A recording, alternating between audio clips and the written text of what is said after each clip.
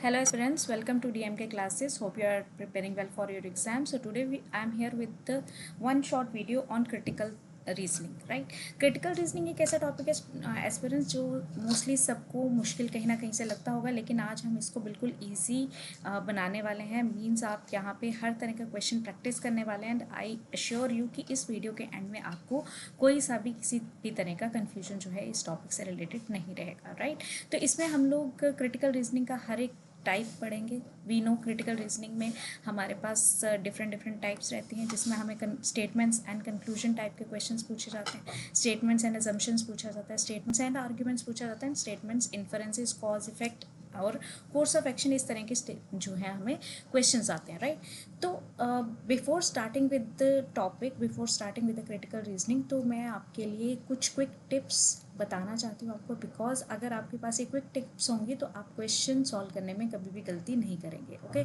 सो सबसे पहला जो पॉइंट है जो आपको ध्यान में रखना है, that is always separate facts given versus extra assumptions. ठीक है, कि जो भी स्टेटमेंट आपको गिवन है, सबसे पहली बात तो आपने जो ध्यान में रखनी है, that is author is always right.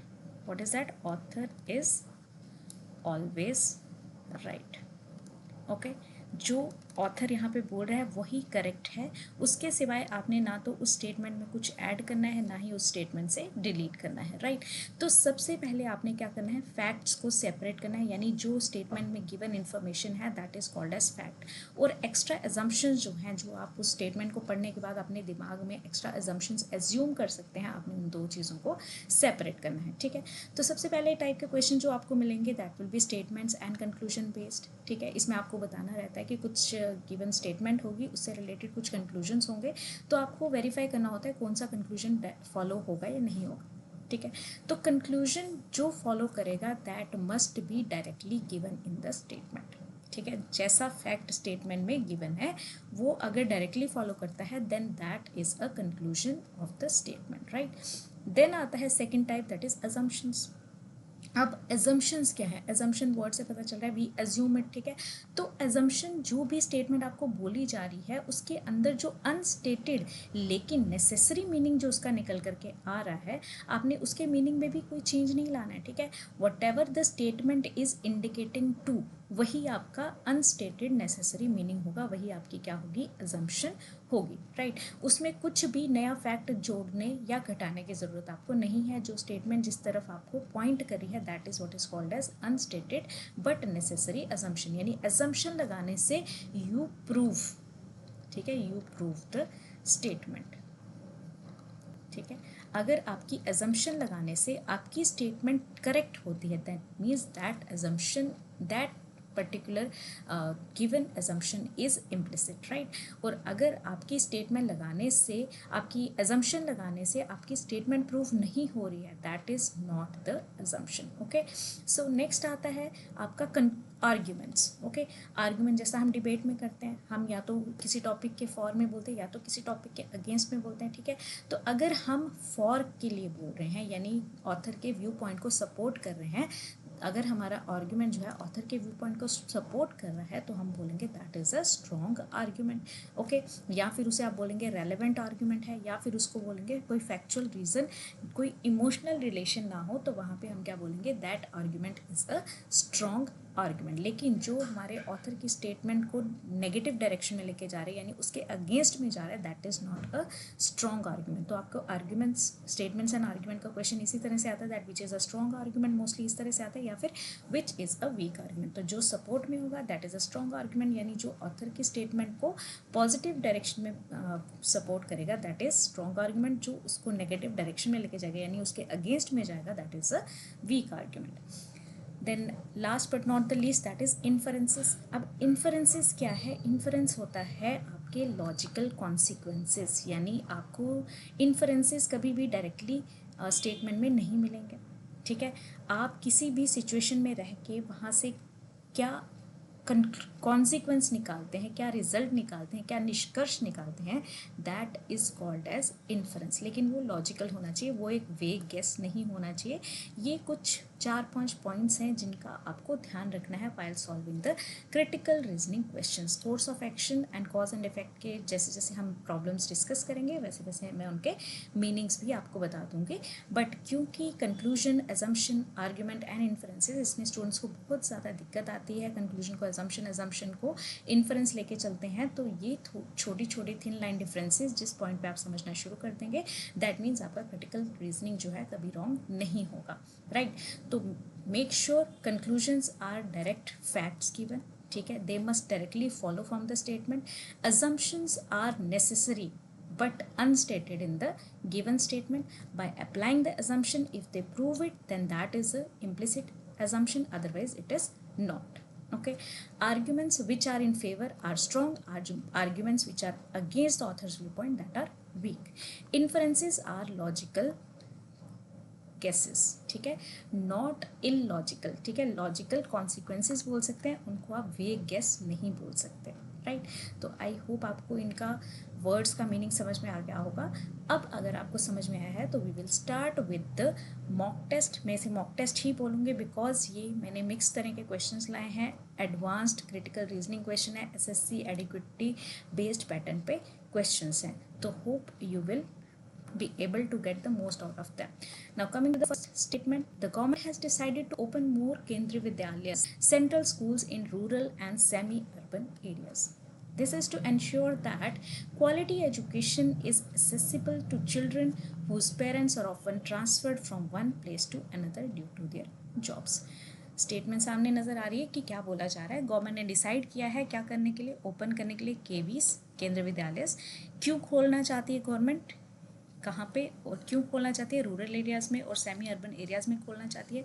Reason क्या है कि जिससे क्वालिटी एजुकेशन मिल सके, किसको, उन पेरेंट्स के बच्चों को जो ऑफन क्या है ट्रांसफरेबल जॉब्स में मूव करते रहते हैं from one place to another place. Okay, तो कंक्लूजन्स इससे रिलेटेड क्या बोल रहे हैं, children of transferable employees suffer in studies if there are no central schools। कि लोगों के बच्चे, किन लोगों के बच्चे, उन एम्प्लॉयज़ के बच्चे जिनकी जॉब्स क्या है ट्रांसफरेबल हैं, उनको स्टडीज़ में सफ़र करना पड़ता है अगर ऐसे सेंट्रल स्कूल्स ना हो तो। डेफिनेटली यस, ठीक है। Government wants to make education accessible only to children of employees who are transferred। तो ये तो सामने सामने सीधा सीधा रॉन्ग दिख रहा है कि ऐसा गवर्नमेंट ने कहीं पे भी नहीं कहा कि सिर्फ ऐसे एजुकेशनल इंस्टीट्यूशन उन्हीं स्टूडेंट्स के लिए हैं जो एम्प्लॉयज़ जो हैं ट्रांसफर्ड हैं, ठीक है। तो सेकंड कंक्लूजन तो सीधे सीधे रॉन्ग हो रहा है। Hence we can say that children जो हैं ट्रांसफरेबल जॉब्स में पेरेंट्स के चिल्ड्रन जो हैं वो सफ़र ना करें स्टडीज़ में, इसीलिए वहाँ पे क्या है सेंट्रल स्कूल्स को ओपन किया गया है। Hence we can say that conclusion 1 follows, right. So answer will be conclusion 1 follows. I hope it is clear to you all. Now moving to the next question. Statement 2 says, despite repeated warnings about rising pollution levels, citizens continue to burn waste in open areas. The municipal authority has imposed fines, but the practice has not stopped। कि repeated warnings दी गई हैं किस बारे में, rising pollution level के बारे में, लेकिन फिर भी सिटीजन्स जो लोग वहाँ के रहने वाले लोग हैं वो वेस्ट को जलाते रहते हैं ओपन एरियाज़ में। एंड यू नो जब भी वेस्ट ओपन एरिया में जलेगा तो वो स्मोक वगैरह पोल्यूशन, एयर पोल्यूशन कॉज करेगा। अगर उसमें कोई हार्मफुल केमिकल्स से बनी हुई चीज़ें हैं तो उसकी वजह से हार्मफुल गैसेस भी निकलेंगी, ठीक है। The municipal authority has impose fine, और नो डाउट म्यूनिसिपल अथॉरिटी ने फ़ाइन भी इम्पोज किए हैं, लेकिन जो ये प्रैक्टिस है बेस बर्निंग की वो अभी भी स्टॉप नहीं हुई है। ओके, तो स्टेटमेंट सीधे सीधे बता रही है कि पॉल्यूशन बढ़ रहा है, किसकी वजह से बढ़ रहा है, लोगों की नेग्लिजेंस की वजह से बढ़ रहा है। वो वेस्ट को जला रहे हैं और साथ साथ में फाइन इम्पोज करने का भी उन पर कोई भी असर नहीं पड़ रहा है। तो कंक्लूजन देख लेते हैं। People are not concerned about pollution. तो डेफिनेटली अगर लोग कंसर्न्ड होते तो वो वार्निंग्स के बावजूद भी, रिपीटेड फाइन्स इम्पोजिशन के बावजूद भी ऐसे काम नहीं करते, राइट। उनको इन चीज़ों की ज़रूरत ही नहीं पड़ती। तो डेफिनेटली हमारी स्टेटमेंट डायरेक्टली पॉइंट कर रही है that people are not concerned about pollution. Second point, fines are not an effective deterrent for curbing open burning. तो ये कह रहा है कि फाइन जो है एक सोल्यूशन नहीं है जिससे हम जो है ओपन बर्निंग को रोक सकते हैं। ओके, सो हैंस यहाँ से हम यही बोल सकते हैं कि बोथ द कंक्लूजन, क्योंकि यहाँ पे ये बोला जा रहा है कि फाइन इम्पोज करने के बावजूद भी जो है प्रैक्टिस रुकी नहीं है, तो दैट मीन्स फाइन्स जो है वो इफेक्टिव डेटरेंट नहीं है ओपन बर्निंग के लिए। तो हैंस यहाँ पे हमारी दोनों ही कंक्लूजन जो है वो स्टेटमेंट से मिल रहे हैं। Hence answer is both follow. ठीक है, बोथ फॉलो।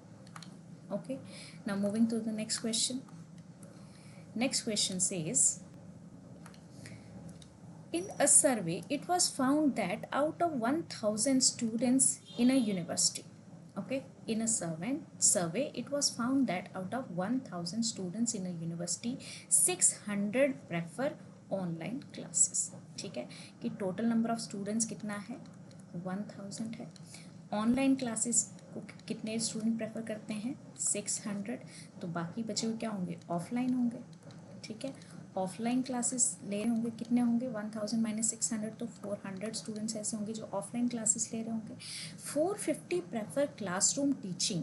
ठीक है, और यहाँ से 450 जो है हमारे 600 अगर प्रेफर कर लें ऑनलाइन टीचिंग, तो यहाँ पे ये भी बोला जा रहा है कि 450 जो हैं वो क्या कर रहे हैं, वो ऑफलाइन क्लासरूम को प्रेफर कर रहे हैं, एंड 200 प्रेफर बोथ, और 200 जो हैं ये बोथ ऑनलाइन एंड ऑफलाइन को प्रेफर कर रहे हैं। ठीक है, some students said that online classes are flexible while others said classroom teaching imposes discipline. ठीक है, तो ये आप कह सकते हैं कि ये एक बहुत ही अच्छे लेवल का क्वेश्चन है। ठीक है, जिसमें बहुत सारी कंडीशंस हैं, जिसमें न्यूमेरिकल बेस भी आ रहा है, तो आपने यहाँ पे बहुत माइन्यूटली इन चीज़ों को ध्यान में रखना है। ठीक है, सर्वे में कहा गया 1000 स्टूडेंट्स यूनिवर्सिटी में हैं, 600 जो है प्रेफर करते हैं ऑनलाइन क्लासेस, उनमें से 450 जो है वो प्रेफर कर रहे हैं क्लासरूम टीचिंग। ओके, 1000 में से 450 क्लासरूम टीचिंग प्रेफर कर रहे हैं, और 200 जो है वो बोथ प्रेफर कर रहे हैं, 200 बोथ प्रेफर कर रहे हैं। दैट मीन्स ऑफलाइन टीचिंग में कितने आ रहे हैं, तो 450 में से हमें 200 माइनस करेंगे। ओके, 450 में से 200 माइनस करेंगे तो हमारे पास 150 स्टूडेंट्स नियर अबाउट बचे, 250 स्टूडेंट्स बचे जो क्या कर रहे हैं, जो सिर्फ क्या कर रहे हैं, ऑफलाइन मोड में, सिर्फ ऑफलाइन मोड में पढ़ना चाहते हैं। ठीक है, तो स्टूडेंट्स ने ये भी कहा कि ऑनलाइन क्लासेस जो हैं वो ज़्यादा फ्लेक्सिबल है, लेकिन वहीं पे दूसरी तरफ जो है स्टूडेंट्स ने बोला कि और जो क्लासरूम टीचिंग है वो डिसिप्लिन इम्पोज करती है। तो यहाँ पे बहुत सारे फैक्ट्स हैं, लेट्स सी कंक्लूजन्स क्या बोलते हैं। तो majority of students prefer only online classes, तो डेफिनेटली यस, मेजॉरिटी यानी ज़्यादा नंबर ऑफ स्टूडेंट क्या कर रहे हैं, ऑनलाइन क्लास प्रेफर करें, क्योंकि अगर हम ऑफलाइन की बात करें तो 250 है, बोथ की बात करें तो 200 है, और सिर्फ अगर जो है क्लासरूम टीचिंग की बात करें तो 450 नंबर है, तो हेंस ऑनलाइन का नंबर जो है वो मैक्सिमम है, डेफिनेटली यस। ओके, तो majority of the students prefer only online classes.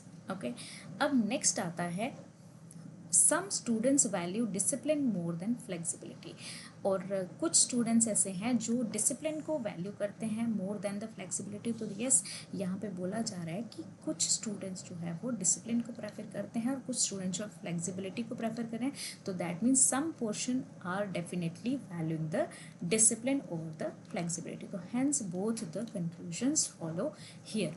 Hope आपको अच्छे से समझ आ रहा होगा। Now moving to the next part. अभी तक हमने जो क्वेश्चंस डिस्कस किए वो थे statements and conclusion questions. Students don't worry about it कि हमने सिर्फ 3 ही क्वेश्चंस प्रैक्टिस किए हैं। आगे मेरे पास 25 क्वेश्चंस का एक सेपरेट मॉक टेस्ट है, इसी वीडियो में उसको कंटिन्यू करूँगी, लेकिन पहले 15 क्वेश्चंस क्या होंगे मैंने सेपरेट अरेंज किए हैं फॉर योर अंडरस्टैंडिंग पर्पस। उसके बाद के 25 क्वेश्चंस ऐसे होंगे जो आप एज अ मॉक मेरे साथ लगाएंगे, आप मेरे साथ यहाँ पे पढ़ाई करेंगे, मैं आपको समझाऊंगी भी और साथ साथ में हम उसको डिस्कस भी करेंगे। तो इन टोटल 30 to 40 क्वेश्चंस आज हम इस वीडियो में डिस्कस करने वाले हैं, तो don't skip at all the video. Now coming to the next question. The government had announced a subsidy of 20% on solar panels to promote renewable energy adoption. However, experts claim that without proper infrastructure and awareness, people may not shift to solar power. क्या बोल रहे हैं कि government ने announce की कितनी subsidy, 20%, किस पे, सोलर पैनल्स पे। क्यों, कि प्रमोट किया जा सके रिन्यूएबल एनर्जी के यूज़ को। ठीक है। लेकिन एक्सपर्ट हम कर रहे हैं कि प्रॉपर इंफ्रास्ट्रक्चर जब तक हमारे पास नहीं होगा, प्रॉपर अवेयरनेस हमारे पास नहीं होगी, तब तक लोग अपने कन्वेंशनल तरीक़ों से सोलर पावर की तरफ शिफ्ट नहीं होंगे, राइट। तो ये हमारी क्या है, स्टेटमेंट। इसी स्टेटमेंट को प्रूव करने के लिए हमारे पास कुछ एजम्पशंस हैं। एजम्पशन मैंने जैसा आपको पहले बोला कि एजम्पशन लगाने से अगर स्टेटमेंट प्रूव होती है then that is implicit, otherwise the assumption is not implicit. Okay, तो assumption first says a subsidy alone cannot ensure people adopt solar panels. So definitely yes, यहाँ पे क्या बोला कि 20% सब्सिडी तो चाहिए, साथ में हमें जो है प्रॉपर इंफ्रास्ट्रक्चर भी चाहिए, अवेयरनेस भी चाहिए, तभी लोग शिफ्ट होंगे, ठीक है। तो ये वाला एजम्पशन लगाने से बिल्कुल डेफिनेटली हमारी जो स्टेटमेंट है वो प्रूव हो रहा है। क्या बोल रही है एजम्पशन, कि सिर्फ सब्सिडी लगाने से, अकेली सब्सिडी लगाने से पीपल जो है वो सोलर पैनल्स को अडॉप्ट नहीं करेंगे। तो assumption 1 is definitely implicit. Now second assumption, infrastructure and awareness are necessary to make the scheme successful. कि इंफ्रास्ट्रक्चर और अवेयरनेस ये दोनों नेसेसरी हैं स्कीम को सक्सेसफुल बनाने के लिए। तो यहाँ पे भी बिल्कुल सही हमें पॉइंट किया जा रहा है कि इंफ्रास्ट्रक्चर और अवेयरनेस ज़रूरी हैं जिससे हम जो है स्कीम को सक्सेसफुल बना सकते हैं। तो ये यहाँ पे अजम्पशन जो है बिल्कुल फिट बैठती है, क्योंकि यहाँ पे स्टेटमेंट यही बोल रहे कि अगर इंफ्रास्ट्रक्चर और अवेयरनेस, एक्सपर्ट्स ने ये बोला कि अगर ये दो चीज़ें नहीं होंगी तब तक लोग जो है वो शिफ्ट नहीं करेंगे। तो डेफिनेटली हम ये कह सकते हैं, या हमारी अजम्पशन ये बिल्कुल सही कह रही है कि ये नेसेसरी हैं इस स्कीम को सक्सेसफुल बनाने के लिए। तो hence 1 and 2 both are implicit in the given statement. So answer क्या होगा, 1 and 2 both are implicit. Coming to the next question, the government should provide free laptops to all college students to make them digitally literate. Simple सी statement है yet very deep, क्योंकि इसके assumption जो है आपको थोड़े से ट्रिकी दिए गए हैं। स्टेटमेंट इज सेइंग कि गवर्नमेंट को देनी चाहिए फ्री लैपटॉप, किसको, कॉलेज स्टूडेंट को, ताकि वो डिजिटली लिटरेट हो सके, उनको डिजिटली कनेक्टिविटी की नॉलेज हो। ओके, एजम्पशंस क्या बोलती हैं, college students are not digitally literate at present. तो यहाँ पे not at all digitally literate, तो ऐसा कहीं पे भी हमारी स्टेटमेंट में इंडिकेट नहीं किया गया। तो hence we can say that this assumption is not implicit. Okay, next assumption, students will become digitally literate if they are provided laptops. Okay, तो यहाँ पे स्टेटमेंट में चेक कर लेते हैं। स्टेटमेंट बोल रही है कि गवर्नमेंट को देनी चाहिए फ्री लैपटॉप ताकि सारे ऑल कॉलेज स्टूडेंट्स जो हैं वो डिजिटली लिटरेट हो सके। और एजम्पशन बोले स्टूडेंट्स तभी डिजिटली लिटरेट होंगे if they are provided laptops. हाँ जी, बिल्कुल ऐसा है, ठीक है। एजम्पशन फिट हो रही है हमारी। थर्ड एजम्पशन चेक कर लेते हैं, digital literacy requires free laptops only.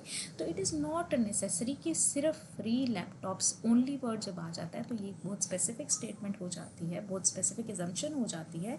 तो सिर्फ फ्री लैपटॉप्स तो नहीं हमें डिजिटल लिटरेसी देंगे। अगर किसी के पास अपना लैपटॉप है, वो खुद का लैपटॉप यूज़ कर रहा है, तो वो वहाँ से भी डिजिटली लिटरेट हो सकता है। तो hence third assumption is not completely implicit. So only assumption that is completely implicit is assumption number 2. I hope it is clear. So hence only 2 is implicit will be the answer for this question. Now next question, question number, government has made it mandatory for all two-wheelers to have at least one airbag by 2030. कि government ने क्या बोला है, mandatory किया है कि सारे के सारे टू व्हीलर्स को एटलीस्ट एक एयरबैग होना चाहिए बाय 2030। आपको पता है airbag for the safety of the passenger होता है, ठीक है। सो हैंस यहाँ पे अजम्पशंस क्या बोल रही हैं, two wheeler accidents cause high फैटेलिटीज़, कि टू व्हीलर से जो एक्सीडेंट होने वाले हैं वो बहुत ज़्यादा जो है फैटेलिटीज़ यानी बहुत ज़्यादा जो है नुकसान करती हैं, जान माल का नुकसान करती हैं। तो डेफिनेटली येस, ये अजम्पशन हम अज्यूम कर सकते हैं कि टू व्हीलर में अगर सेफ्टी की बात की जा रही है with the help of airbags की जा रही है, तो इसका मतलब कहीं ना कहीं इसके एक्सीडेंट्स के फैटल इफेक्ट्स होंगे, ठीक है। तो इसीलिए टू व्हीलर्स का ये वाला एजम्पशन जो है ये हमें स्टेटमेंट को प्रूव कर रहा है, that's why it is implicit. Now second assumption, airbags can reduce the risk of severe injuries in two wheeler accidents. तो डेफिनेटली येस, है ना। क्यों? क्योंकि यहाँ पे मैंडेटरी किया गया है, that means safety and security के लिए किया होगा, तो hence assumption number 2 is also implicit in the given statement. So hence both are implicit is the correct answer. Question 7. In the last 2 years, the metro rail project in the city has missed multiple deadlines due to land acquisition issues, legal disputes, and shortage of funds. However, the government is hopeful that the project will be completed in the next 1 year. बोला जा रहा है statement में कि last बीते 2 सालों में metro rail project जो है उसने अपनी बहुत सारी डेडलाइन जो है वो मिस की हैं, किसकी वजह से? लैंड एक्वाजिशन मीन्स लैंड पे सा जब लोग इलीगली कर लेते हैं, ठीक है, लीगल डिस्प्यूट्स और दूसरे तरह के हो सकते हैं, या फिर फंड्स की शॉर्टेज हो सकती है, तो उसकी वजह से मेट्रो रेल प्रोजेक्ट ने अपनी बहुत सारी डेडलाइंस को मिस किया है। हाउएवर इस सब के चलते गवर्नमेंट जो है वो होपफुल है कि वो अपना प्रोजेक्ट कंप्लीट कर लेगी इन नेक्स्ट 1 ईयर, ये हमारी स्टेटमेंट बोल रही है। Let's check the assumptions. The government has now resolve land acquisition and funding issues. तो क्या यहाँ पे एजम्पशन आपकी ये प्रूफ हो सकती है? तो अगर गवर्नमेंट होपफुल है, ठीक है, क्योंकि एजम्पशन तो हमें डायरेक्टली नहीं मिलेगी, अगर गवर्नमेंट होपफुल है कि वो अगले में कंप्लीट कर लेगी, तो डेफिनेटली उसने कहीं ना कहीं जो है लैंड एक्विजिशन के इश्यूज़ को रिजॉल्व किया होगा। तो आई थिंक फर्स्ट हमारा एजम्पशन जो है इम्प्लिसिट होना चाहिए एंड डेफिनेटली होना चाहिए। People of the city are eagerly waiting for metro service.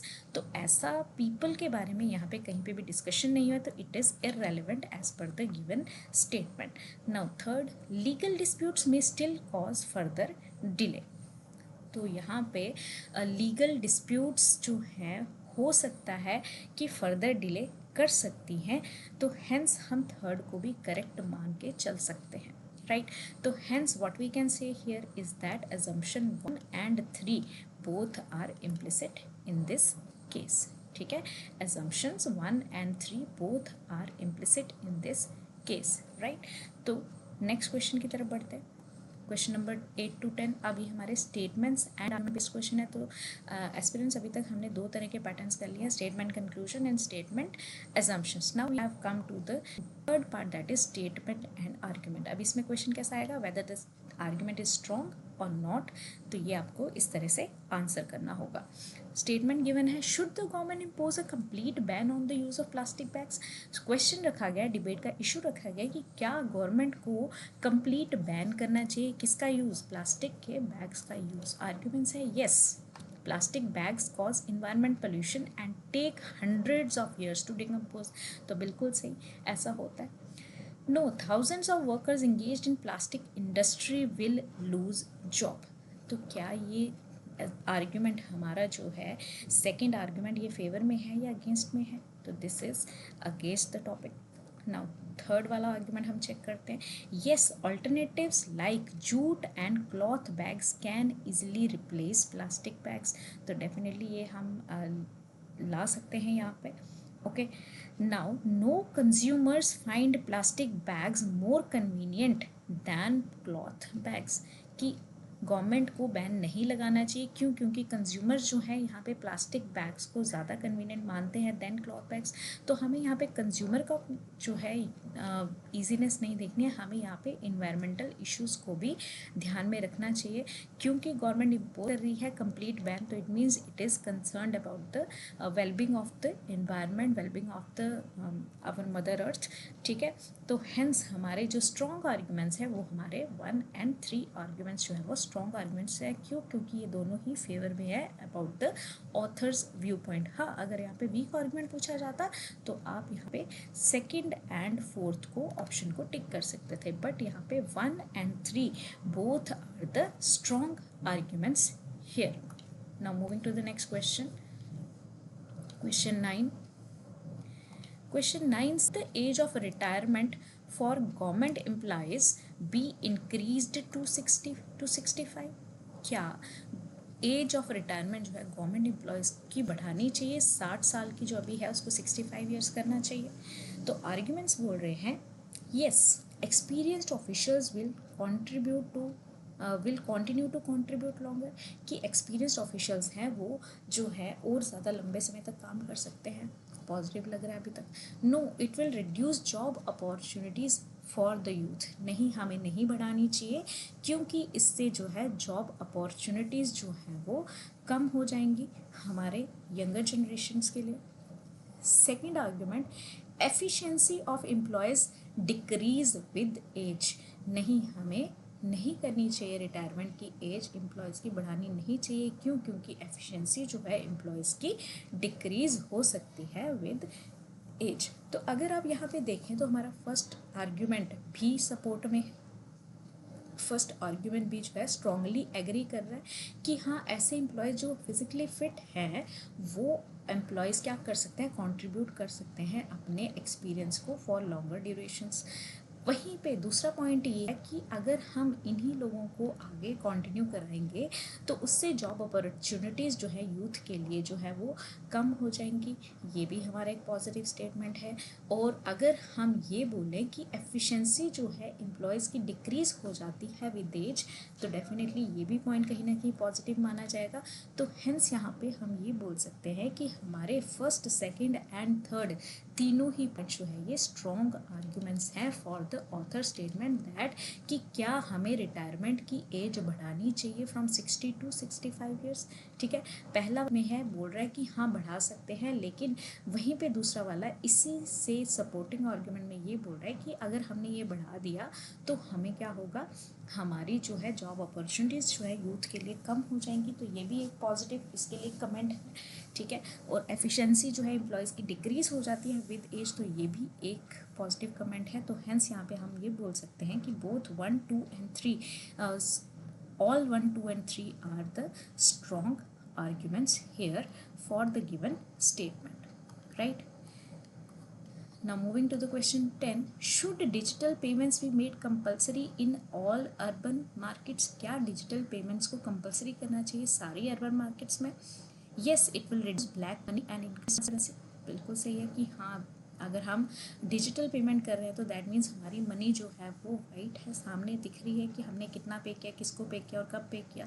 ठीक है, तो ये आर्ग्यूमेंट तो बिल्कुल जो है स्ट्रॉन्ग आर्ग्यूमेंट होगा। Second, no not all citizens are digitally literate और इक्विप्ड विद स्मार्टफोन्स, कि नहीं हमारे पास जो है सारे सिटीज़न डिजिटली लिटरेट नहीं हैं और इक्विप्ड विद स्मार्टफोन्स नहीं हैं, तो इसलिए हमें जो है इसको कंपलसरी नहीं करना चाहिए। तो should digital payment be made compulsory in all urban markets? तो यस, इसका जो है फर्स्ट आर्ग्यूमेंट जो होगा वो स्ट्रॉन्ग आर्ग्यूमेंट होगा कि हाँ हमें डिजिटल पेमेंट्स को कंपलसरी करना चाहिए, क्योंकि इससे जो है ब्लैक मनी जो है वो उसकी रिडक्शन होगी और ट्रांसपेरेंसी इंक्रीज़ होगी, और साथ ही साथ सारे सिटीज़न जो है डिजिटली लिटरेट हैं, ठीक है, या फिर इक्विप्ड विद स्मार्टफोन्स हैं, तो यहाँ पे ये स्टेटमेंट भी हमारा कहीं ना कहीं जो है इसके फेवर में ही जा रहा है, फेवर में ही जा रहा है। क्यों? क्योंकि बोल रहा है कि हमें मैंडेटरी करनी चाहिए, तो ये बोल रहा है कि नहीं कर सकते। क्यों? क्योंकि सारे सिटीजन डिजिटली लिटरेट नहीं है और इक्विप्ड विद स्मार्टफोन्स नहीं है, तो hence both the statements are our in favours. ठीक है, both the statements are strong statement. एक स्टेटमेंट बोल रही है कि उससे ब्लैक मनी का रिडक्शन होगा, दूसरी स्टेटमेंट बोल रही है कि नहीं हम नहीं कर सकते। क्यों? क्योंकि सारे सिटीजन जो हैं वो डिजिटली लिटरेट नहीं है और सारे इक्विप्ड विद स्मार्टफोन्स नहीं है, तो हेंस दोनों ही स्टेटमेंट्स क्या हैं, स्ट्रॉन्ग आर्ग्यूमेंट्स है for the author's view point. चल नेक्स्ट स्टेटमेंट एंड इन्फ्रेंस की तरफ हम बढ़ते हैं। The survey says that the sale of cars in India has risen by 30% in the last 1 year की हुई है by 30% in the last 1 year। पिछले किससे वैल्यू इंक्रीज हुई है? 30% से इंक्रीज हुई है। while the sale of wheelers has gone down by 10% in the same period। तो सर्वे में पता चला कि कार्स की सेल 30% बढ़ी है, वहीं पे टू व्हीलर की सेल जो है वो 10% गिरी है। Okay, let's check the inferences. अब इन्फ्रेंस हमें पता है कि यहाँ से हमें डायरेक्ट स्टेटमेंट से इसका मीनिंग नहीं पता चलेगा, बट हाँ हमें स्टेटमेंट से इसके बारे में इंडिकेशन मिल सकती है कि यहाँ से आउटपुट या रिजल्ट क्या आ सकता है, ठीक है। एक लॉजिकल जो है कॉन्सिक्वेंस हम यहाँ से निकाल सकते हैं। तो assumption inference फर्स्ट क्या बोल रहा है, people in India are becoming more prosperous and prefer cars to wheelers. ठीक है जी, इंडिया में लोग बहुत ज़्यादा प्रॉस्पर हो रहे हैं और इसी की वजह से कार को टू व्हीलर्स के ऊपर जो है वो प्रेफर कर रहे हैं। ठीक है, मान के चलते हैं all two wheeler users have shifted to cars. तो यहाँ पे सारे के सारे two wheeler shifted to cars हैं, तो इसका मतलब फिर 10% नहीं फिर 100% डिक्रीज आना चाहिए। तो हैंस सेकंड जो है इन्फर नहीं हो रहा है। The cost of maintaining two wheelers has increased drastically.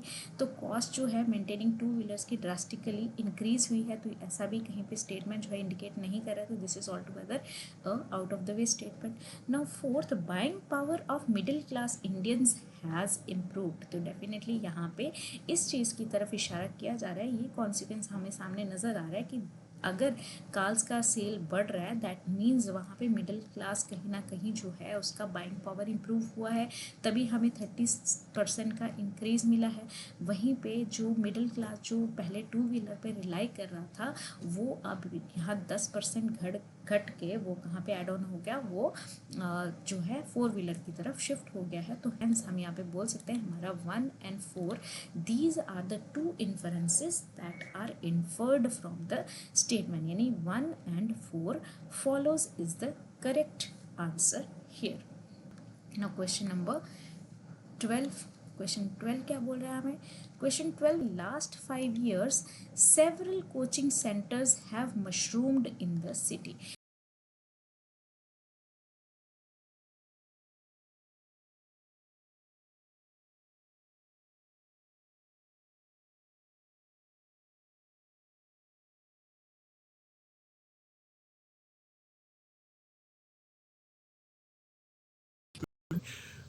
वो 5 साल पहले थी उतनी ही पास परसेंटेज आज भी है।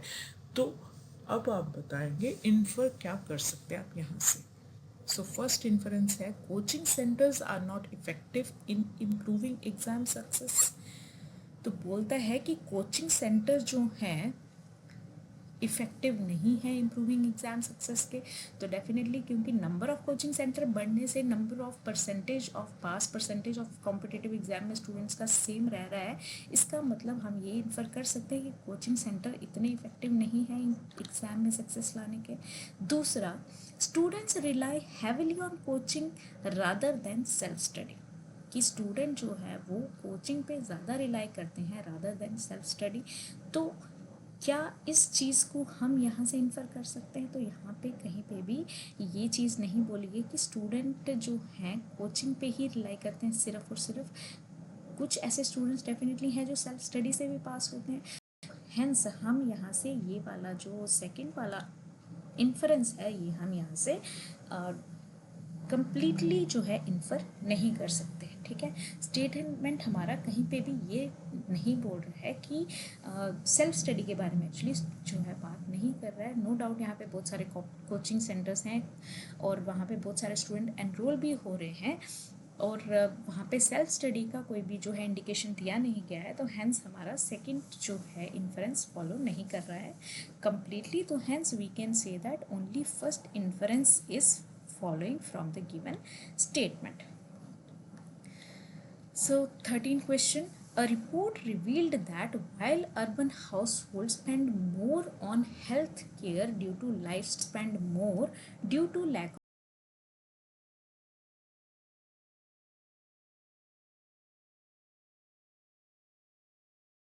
वजह से खर्च करें अपने लाइफस्टाइल डिजीजेस की वजह से।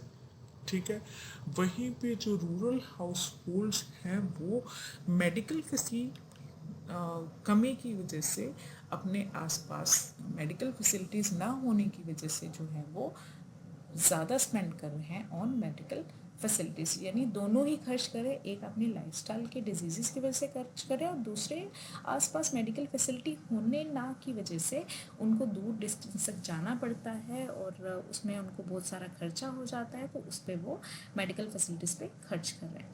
सो इन्फरेंसेस क्या बोलते हैं, urban lifestyle is leading to more health issues. तो definitely yes, urban lifestyle indicate कर रहे हैं यहाँ पे हेल्थ केयर डिजीज़ को, लाइफस्टाइल डिजीज़ को। Accessibility of health care is still a challenge in rural areas, तो डेफिनेटली येस हेल्थ केयरबिलिटी एक इशू है यहाँ पे सामने दिख रहा है। Then rural people are healthier than urban people, तो यहाँ पे थर्ड जो इन्फ्रेंस है this is questionable one way और द अदर वे, क्योंकि यहाँ पे हमें डायरेक्ट स्टेटमेंट में नहीं बताया गया कि हेल्थी हैं rural people than urban people, right. हम यहाँ से अपनी तरफ से, जैसा कि मैंने पहले कहा था कि हम अपनी तरफ से कोई भी चीज़ एड ऑन या डिलीट नहीं कर सकते from the statement, what ever the author says is correct. तो हैंस यहाँ पे हेल्थियर कौन सा ग्रुप ऑफ पीपल है, रूरल है या अर्बन है, ये यहाँ पे स्ट्रेट फॉरवर्ड इंडिकेट नहीं हो रहा है from the statement, hence we does not rely completely on the last inference। तो hence हमारे first and second inference follow from the given statement। I hope it is clear to you all। अगर आपको कहीं पे भी किसी भी point पे कोई भी doubt to ask me in the comment section। Moving to the next question, banks have started aggressive campaigns to promote credit card usage। ये क्वेश्चन किसका है, एनालिटिकल रीजनिंग का है, कॉज एंड इफेक्ट बेस्ड है, ठीक है। कि इनमें से एक तो आपको फर्स्ट स्टेटमेंट दी है, एक सेकंड स्टेटमेंट दी है, आपने इन दोनों स्टेटमेंट्स में से बताना है कौन सा कॉज है कौन सा इफेक्ट है, या दोनों ही कॉजेज हैं या दोनों ही इफेक्ट्स हैं, this is what you have to indicate. So first statement जैसे कि मैंने अभी पढ़ा कि बैंक्स ने स्टार्ट किया है एग्रेसिव कैंपेन, किस चीज़ के लिए, प्रमोट करने के लिए क्रेडिट कार्ड का use. Second, in recent years household debt in urban areas has increased significantly, कि अभी हाल ही में ये देखा गया, हाल के सालों में ये देखा गया है कि हाउस होल्ड डेट जो है वो अर्बन एरियाज में इंक्रीज हुआ है अभी सिग्निफिकेंटली। तो अब आप बताएं यहाँ पे कौन सा इनमें से कॉज है और कौन सा इनमें से इफेक्ट है, राइट। तो फर्स्ट हमारा कॉज है और सेकंड हमारा क्या है, इफेक्ट है। क्यों, क्योंकि बैंक्स जो है वो क्रेडिट कार्ड दे रहे हैं, और जब क्रेडिट कार्ड होगा आपके पास क्रेडिट लिमिट भी होगी, आप उस पर खर्चा करेंगे, और उसकी वजह से क्या होगा, हमारे जो अर्बन एरियाज़ के लोग हैं उनके ऊपर जो है डेट का इंक्रीज हो जाएगा, ठीक है। तो हेंस हमारा first is the cause and second statement is the effect. What we can say here is first is the cause and second is the effect of the first statement। I hope cause effect का concept, statement and course of action की अगर आपको कुछ जो है एक situation दी जाए तो आप ऐसी सिचुएशन में कैसे बिहेव करेंगे, that becomes the course of action. तो फर्स्ट स्टेटमेंट आप पढ़ लेते हैं। स्टेटमेंट क्या बोल रही है, cyber fraud cases through fake UPI apps are rising rapidly duping thousands of people every day. कि साइबर फ्रॉड केसेस जो फेक यूपीआई वगैरह या आपका पिन नंबर मांगते हैं या आपको बोलते हैं कि आपकी लॉटरी लग गई है, आप अपना यूपीआई शेयर कर दें, ठीक है। तो इस तरह के केसेस जो है वो बहुत ज़्यादा तेज़ी से बढ़ रहे हैं, जिससे लोगों को जो है ड्यूप किया जा रहा है, thousands of people every day, यानी लोगों को लूटा जा रहा है, ठीक है। तो कोर्स ऑफ एक्शन इसके लिए क्या किया जा सकता है, government should strictly regulate and certify UPI apps, कि गवर्नमेंट को रेगुलेट करना चाहिए और सर्टिफाई करना चाहिए यूपीआई ऐप्स को।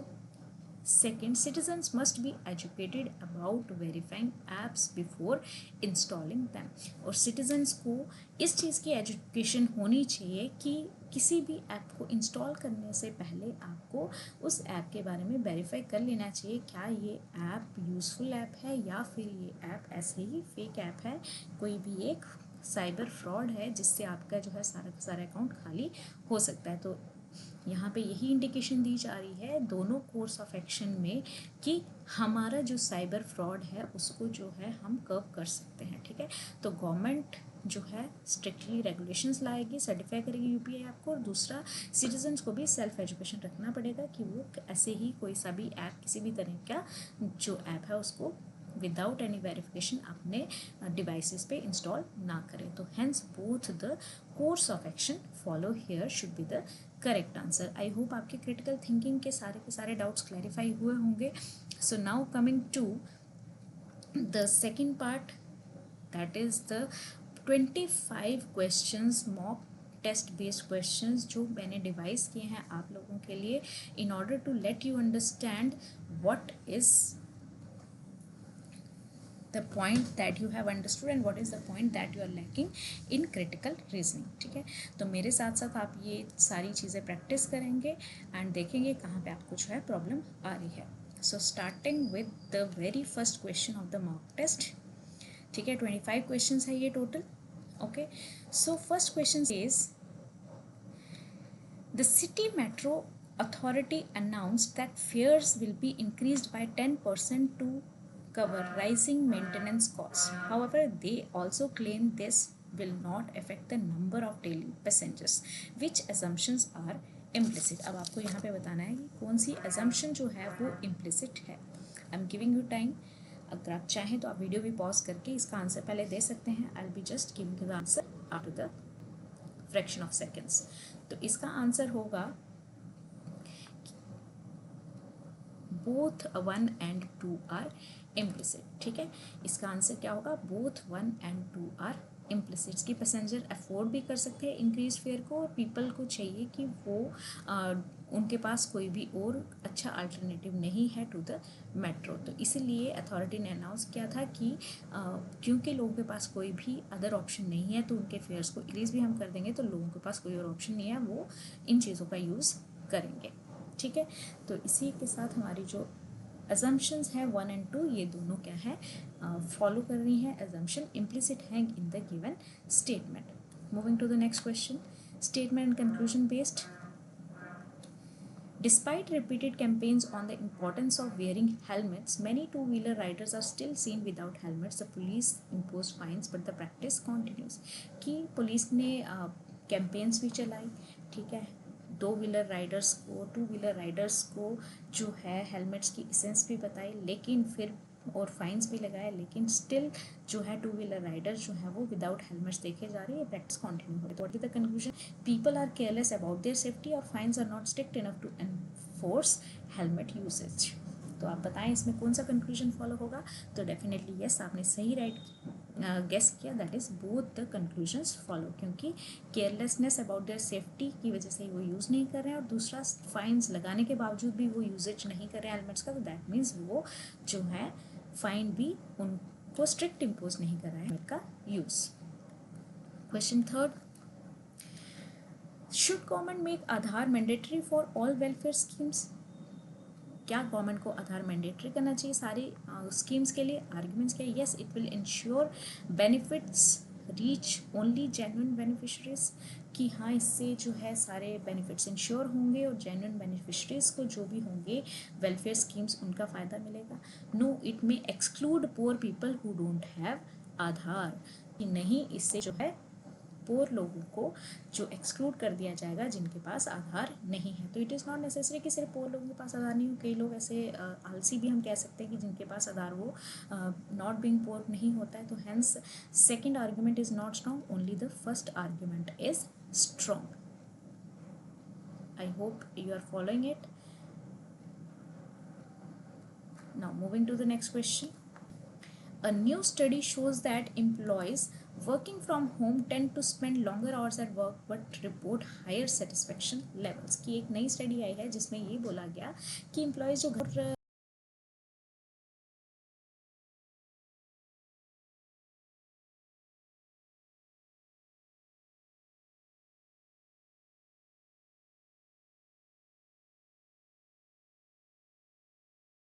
आंसर हो रहा है कि एम्प्लॉयज जो है लंबे समय काम कर रहे हैं, सेटिस्फाइड हैं. Office work always makes employees unhappy.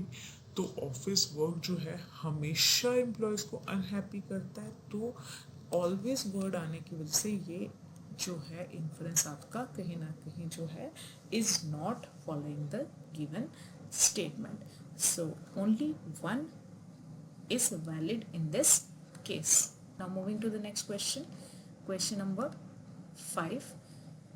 I hope आपको ये मुझसे प्रॉब्लम नहीं होगी because I don't want to waste your time at this point of time जब आपका एग्जाम बिल्कुल सिर पे है. ओके, तो कहीं पे भी आपको अगर डाउट रह जाता है तो feel free to ask me.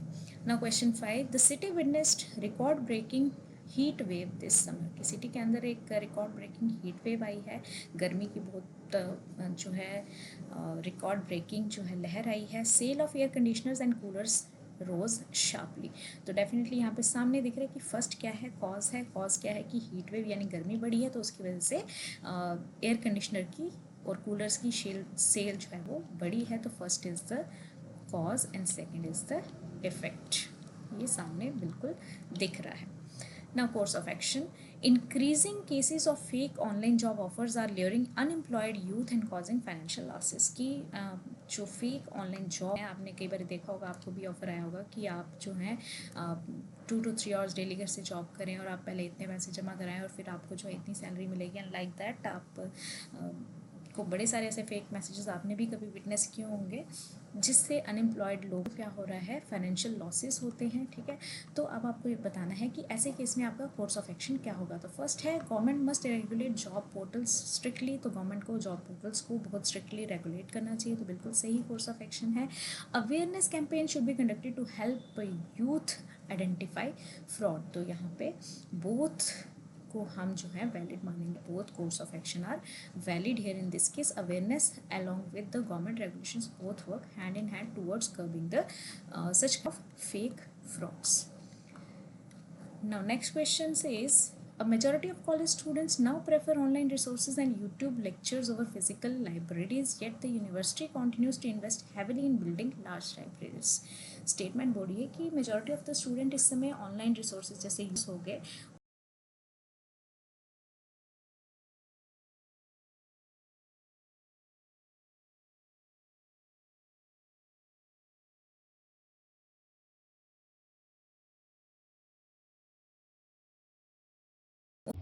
useful to this is at all not the correct conclusion that is getting seen here. तो क्योंकि यूनिवर्सिटीज़ जो है बड़ी बड़ी बिल्डिंग बना रही हैं, नो डाउट वो मैच नहीं कर रहे स्टूडेंट की प्रेफरेंसेस के साथ, yet they are investing in the libraries. So hence we can say conclusion 1 is drawn from the given statement. Now question 8, the airline has decided to reduce baggage allowance for economy class passengers while keeping business class limits unchanged. ठीक है, कि airline ने decide किया है कि baggage allowance जो है economy class passengers का उसको रिड्यूस किया जाए और जो बिजनेस क्लास की लिमिट्स हैं उनको वैसे का वैसा जो का तो रखे. अजम्पशंस है, economy class passengers will continue to travel despite lower allowance. कि इकोनॉमी क्लास के लोग जो हैं वो ट्रैवल करते रहेंगे, नो डाउट उनको जो है लो अलाउंस किया जाएगा. और business class passenger are more profitable for the airline. और बिजनेस क्लास पैसेंजर जो है वो ज़्यादा प्रॉफिटेबल हैं एयर इकोनॉमीज़ के लिए. क्या ये एजम्पशन हमारी फॉलो करती है? तो यहाँ पे हम बोल सकते हैं कि both the assumptions follow the given statement, right. तो दोनों से ही उनको कोई भी फर्क नहीं करने पड़ने वाला. Now question number 9 statement argument है, should government ban diesel vehicles in metro cities. क्या गवर्नमेंट को बैन करने में, देख लेते हैं इसके अजम्पशंस जो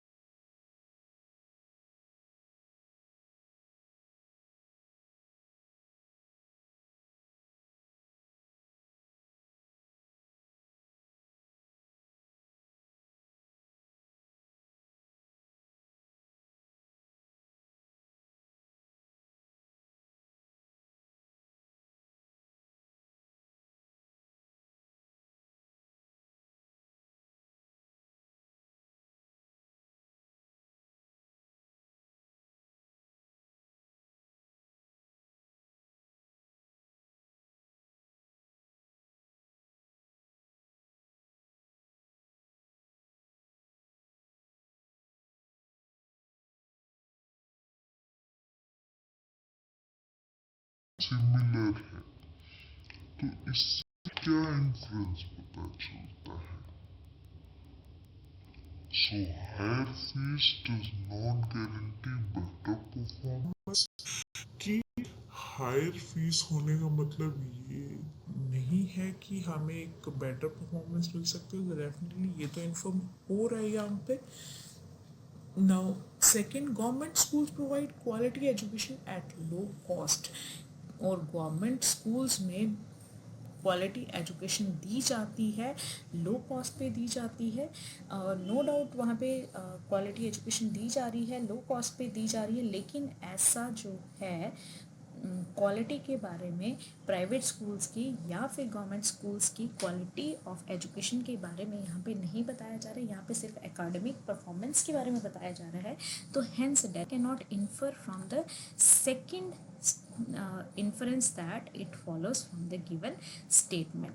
तो हमें उतना ही आंसर करना है जितना हमें स्टेटमेंट से इंडिकेट हो रहा है, हम इसमें खुद से ऐड नहीं कर सकते. ओके, तो क्वालिटी ऑफ एजुकेशन के बारे में यहाँ पे कहीं पे भी हमारे स्टेटमेंट में बात नहीं की है, सिर्फ एकेडमिक परफॉर्मेंस और फीस के बारे में बात की गई है. तो hence second is not inferred from the given statement. Now next question. Due to heavy rainfall, many roads in the city have developed path holes causing frequent accidents. कि हैवी रेनफॉल की वजह से रास्ते में बहुत सारे गड्ढे हो गए हैं और जिसकी वजह से बहुत सारे एक्सीडेंट जो है जल्दी जल्दी हो रहे हैं. कोर्स ऑफ एक्शन क्या है? Authority should immediately repair potholes. तो बिल्कुल to avoid roads until repairs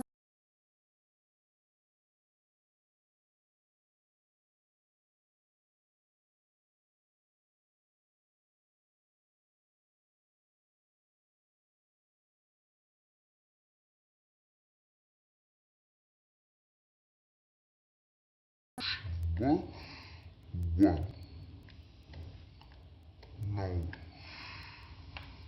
online grocery delivery apps have seen a sharp rise in orders. तो ऑनलाइन ग्रोसरी एप्स के ऑर्डर्स में बहुत ज़्यादा इंक्रीज हुआ. डेफिनेटली यस, मैं भी अपने ऑनलाइन ऑर्डर ज़्यादा करती हूँ.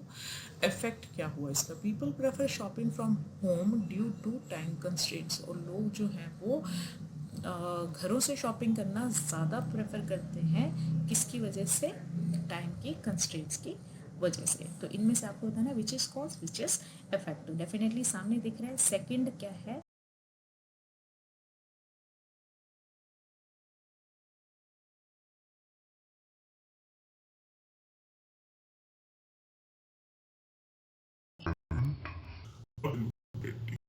कि बहुत सारी मल्टीनेशनल कंपनीज जो है वो अपने ऑफिसेस को टियर 2 सिटीज़ में खोल रही हैं, जिसकी वजह से उनकी कॉस्ट भी कट हो रही है और उनको जो है टैलेंट भी जो है अच्छा खासा मिल रहा है उन सिटीज़ में.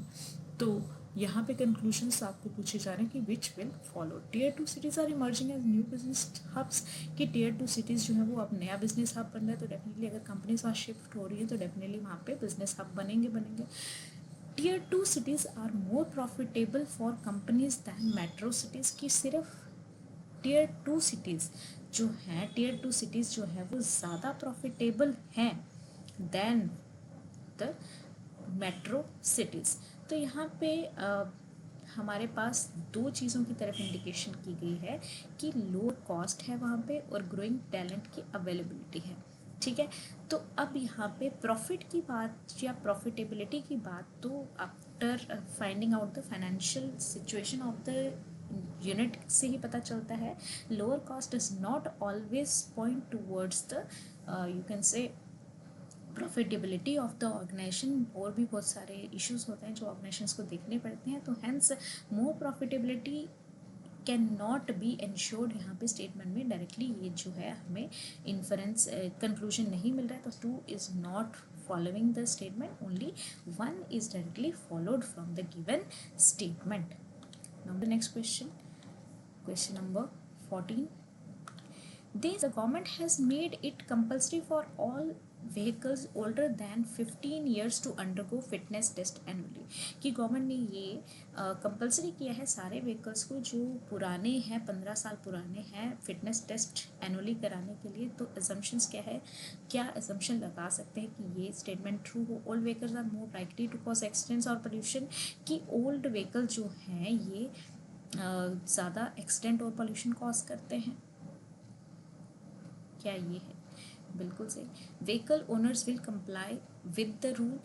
तो यहाँ पे जो है व्हीकल ओनर्स जो हैं वो रूल के साथ कंप्लाई करेंगे,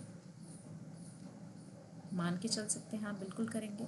ठीक है, तो हेंस यहाँ पे हमारे दोनों ही जो अजम्पशंस हैं, दोनों ही अजम्पशन जो हैं ये स्ट्रॉन्ग अजम्पशन जो है हमारी मानी जाएंगी।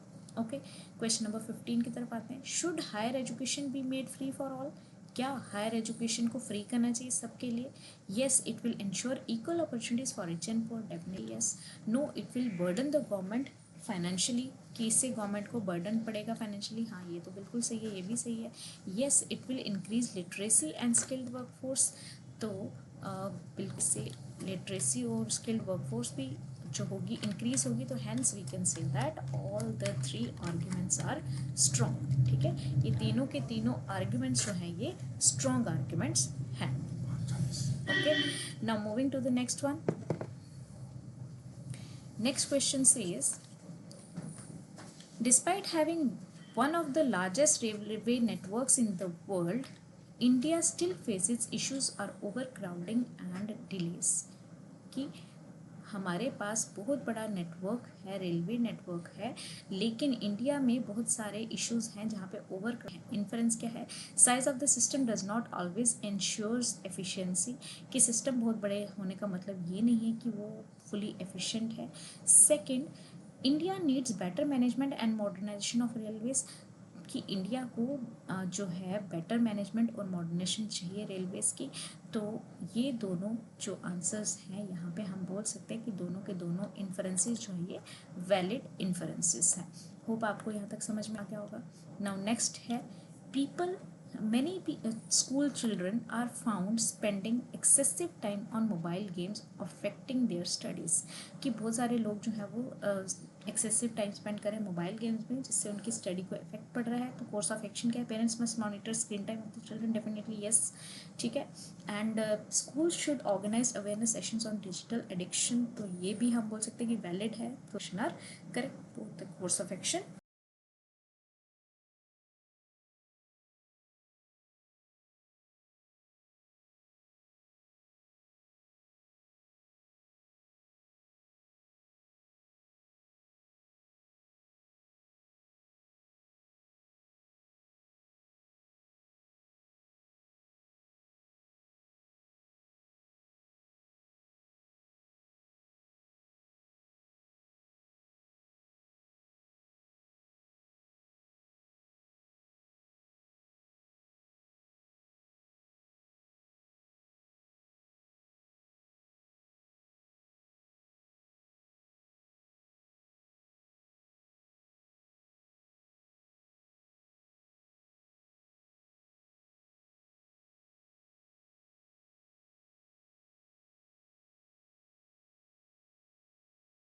लाइक बटन हिट कर सकते हैं।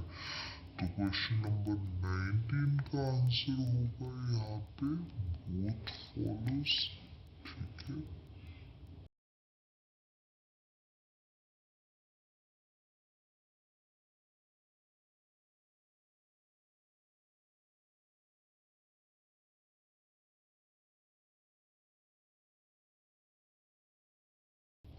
समझ में आएगा, do let me know in the comment box.